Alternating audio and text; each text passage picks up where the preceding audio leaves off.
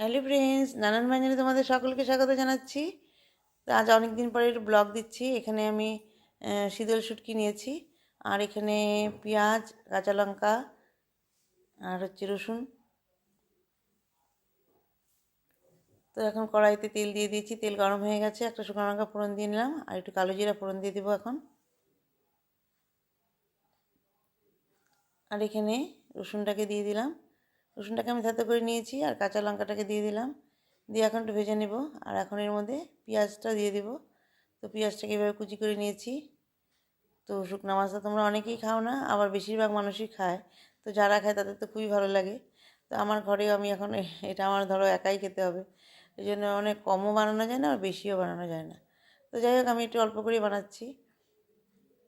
তো এখন ঠান্ডার দিন তুমি এটা রেখেও খেতে পারবে। তো এখন এর মধ্যে লবণ দিয়ে দিলাম, আর একটু হলুদ দিয়ে দেবো। দিয়ে এখন এটাকে একটু ভেজে নেব ভালো করে। তো লবণ হলুদটাকে ভালো করে একটু মিশিয়ে নিচ্ছি। আর বেশি তেল দেবো না, বেশি তেল দিলে আবার তেল তেল হয়ে যায়, আর এই মাছের থেকেও একটু তেল বেরিয়ে যাবে। এখন এইভাবে আমি এটাকে মাছটাকে এইভাবে পেঁয়াজ রসুনের সাথে ভেজে নিচ্ছি। আর এখানে আমার মেয়ের জন্য একটু চিকেন গরম করছি।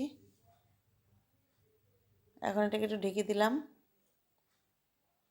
দেখো অনেকটা তেল বেরিয়ে গেছে মাছের থেকে। এখন এইভাবে শুকিয়ে এখন আমি নামিয়ে নেব, আর একটু শুকিয়ে নিয়ে। তো বন্ধুরা, তোমাদের যদি ভালো লেগে থাকে তাহলে প্লিজ একটু কমেন্টস করবে ও সাবস্ক্রাইব করে অবশ্যই পাশে আসবে। আর পুরনো বন্ধুরা পাশে থেকো। এখন একটু শুকনো লঙ্কা গুঁড়ো দিয়ে আবার একটু মিশিয়ে নিচ্ছি। এইভাবে ভালো করে মিশিয়ে নিয়ে আর একটু শুকিয়ে আমি এখন এটাকে নামিয়ে নেব।